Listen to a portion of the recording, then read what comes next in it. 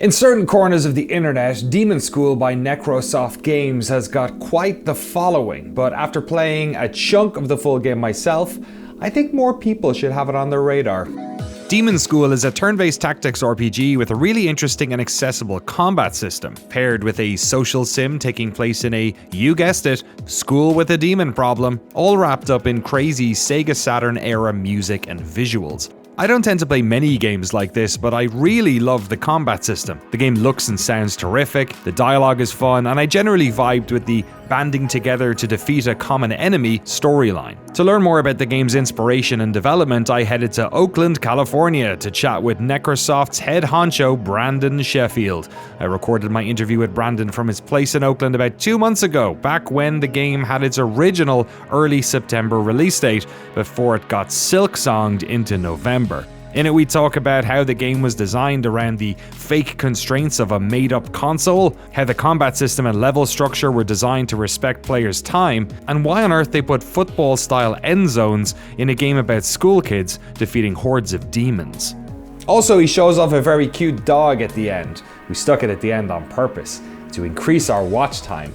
I'm not sure why, we don't run ads on any of these videos. Am I bad at YouTube? I'm Brandon Sheffield. I'm creative director of Necrosoft Games, and we're working on Demonschool, and we're hopefully going to finish it really soon. Demonschool is an RPG with tactical battles. It's a 2D, 3D hybrid, kind of if they made a second Sega Saturn video game for weirdos. People have called it a Persona-like, but it's more of a Shin Megami Tensei-like, which is a very minor distinction, but it's one that we care about slightly. So I love practical effects in film because, in part because you can I feel like you can see the work that went into it. You look at a weird gore effect or something and you wonder how they did it. And to me, that's great. That's something that puts me kind of in conversation with the people that made it. And I feel like the Saturn was the ultimate in terms of that for video games, because it was really hard to make games for that looked good. And so when you had something like 3D with some sort of faked transparency, you could just see what they had done to make that happen. Or you could see that they had done something impressive to make that happen. So we were talking about kind of what is the equivalent of practical effects in film that we could put in games. So we did a lot of kind of weird stuff, like for 3D effects, we would actually have a 2D texture and bend it onto a 3D transparent sphere. So it looks like a 3D effect, but it's actually a bent 2D effect. We're gonna constrain it to the invisible constraints of a sequel to the Sega Saturn is kind of how we thought about it. Like, it can only do certain things, it can't do other things. The human world is two-dimensional. It's supposed to be two-dimensional anyway. All of our characters are sprites, and the demon world is 3D.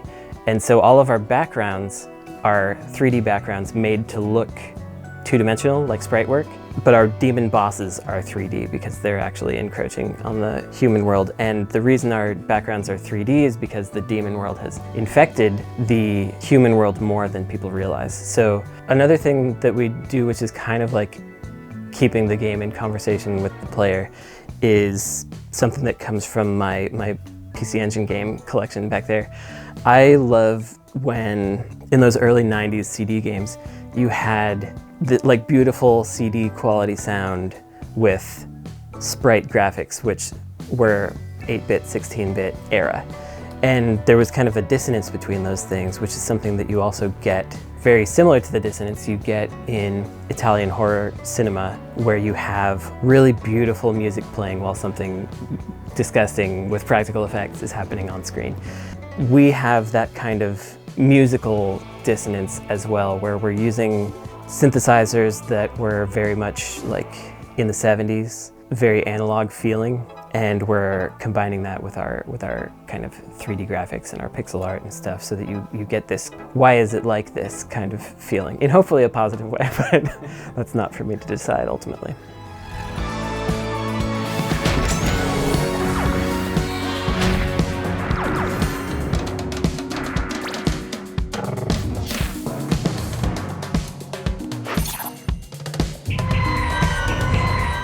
So for the story, I'm not very good at story. I'm more of a dialogue writer. The main things I was thinking about were, I want to create a story that's about people coming together in the face of adversity, like people kind of like mutual aid, anarchist punk houses and that kind of stuff, where people realize that they have to help each other because no one else is gonna help them. So that was kind of the main through line that I wanted, and a lot of people, like, even without me saying anything, and perhaps it was because of all the short shorts and crop tops, but people were saying that it was like the queer persona that they had been waiting for. But one of the main things that we were trying to do in this game is have every scene advance the plot and have something interesting happen, because we really break it down into really tiny chunks. The game takes place across several weeks, and then each week is broken down into individual days, and those days are broken down into morning, evening, and night. So each of those segments should take like 5-10 minutes to complete or less. Hopefully you get something out of each one so that you can play as many of them as you want, or you can stop and then come back, because I was kind of designing this around my lifestyle, which is not having the most time in the world. And so the story had to accommodate these kinds of little bite-sized chunks. And I got probably about 60% of the way toward doing that as well as I would like. So hopefully that works out.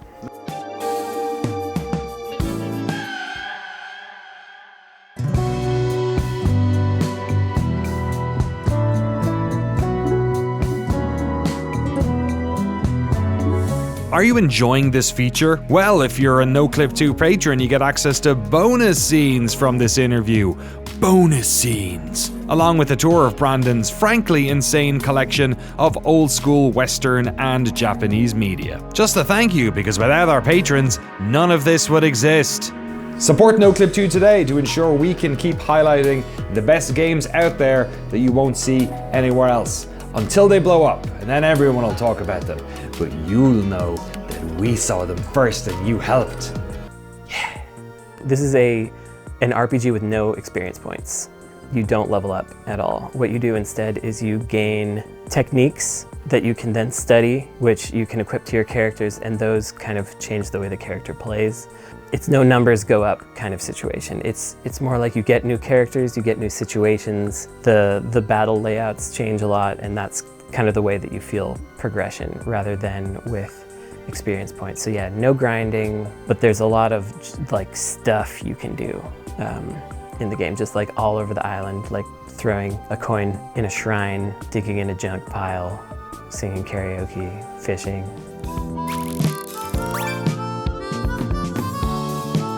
How long is it to beat? And I know it's hard to tell with games like this especially, but yes. What's the window? Boy, it's really hard to say, because so we have a demo out, and the demo is more or less 1 week of the game minus some stuff. And that has taken people anywhere from an hour to 3 hours. And so the game could be 15, 20 hours for the main story. It could be 30. And then with all the extra stuff, it could be another 10 to 15 hours. So I will say 30 to 45 hours. That's my guess. I just really don't know.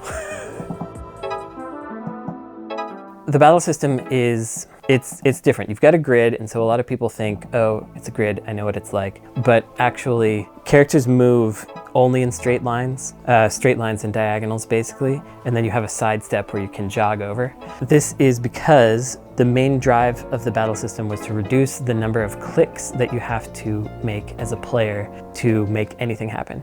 So in most tactics RPGs, you select a character, and then you select where they're going to go on a grid and you confirm it. You select an enemy and confirm that, and you select what you're going to do, like attack or defend or whatever, and you confirm that. And it's just, it's totally a fine way to do it, and I love those games, and I play all of them.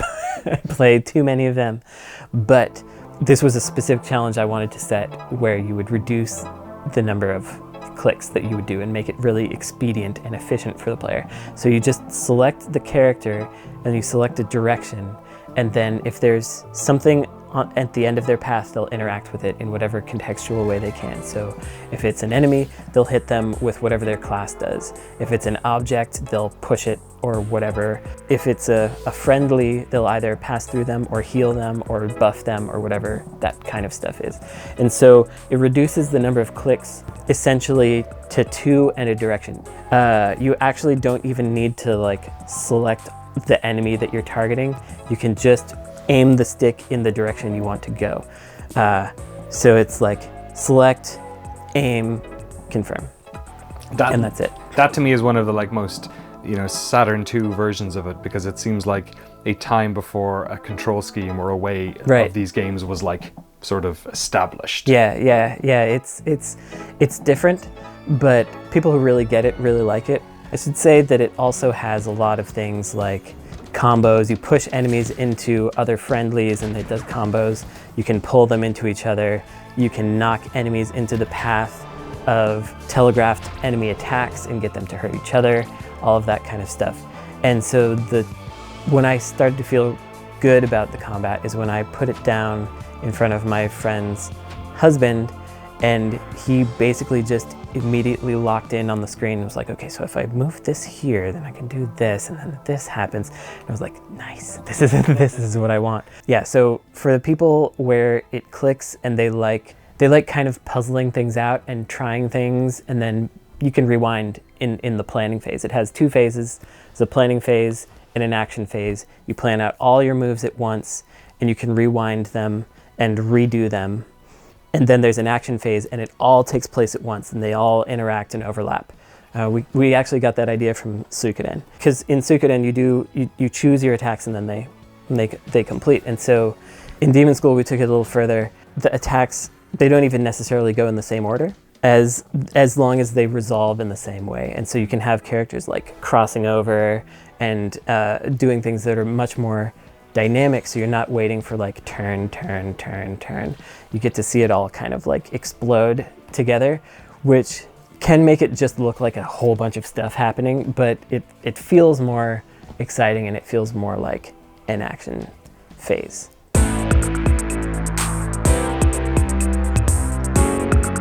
Tell us a bit about the Endzones, or what, I don't know what you call them. Oh, we kind of do call them Endzones. Brent Porter, the lead 3D artist, he kind of came up with this because it's kind of chess-like, but it's a little sports-like. Also, like, you have all of your players on a field and they're all doing things together and they all need to work together as a team. And so what makes it a little more sportsy is Endzones. You got your football Endzones. So on the human side, you have a barrier that if the little tiny little grunts get down to the barrier and they break it, just like in Plants vs. Zombies, they all get destroyed, but then the next one that comes through, it's over for you. And then the demon end zone is if you meet the conditions for closing the portal to the demon world that you're in during these battles, then sigils light up on the demon side, the demon end zone, and then if you stand in it, you can seal the portal. So it's basically like everyone's got their touchdown zone and their little victory thing that they can do. Yeah. It runs great on Steam Deck. It also runs well on Switch. We basically made Switch our target platform. That's kind of what you have to do because it's the lowest spec. It's coming out on everything except the Switch 2. Nintendo, please give us a Switch 2 dev kit. And yeah, everything with a controller is coming out on. It's not coming out on the Ouya, no legacy consoles. It's not coming out on the Saturn because, believe it or not, the Saturn, you still can't author discs for it, because a wild thing about the Saturn is they put like a wavy thing in the outer edge of the disc that has to be authenticated. And it's basically like the laser has a wave pattern that it cuts into the disc.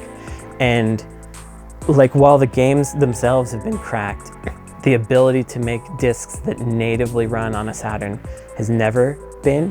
And what's sad is if they had just kept doing that in the Dreamcast era, the Dreamcast never would have been pirated, And like maybe things would have been a little different for Sega, maybe possibly, but no, they didn't do that, so sad times.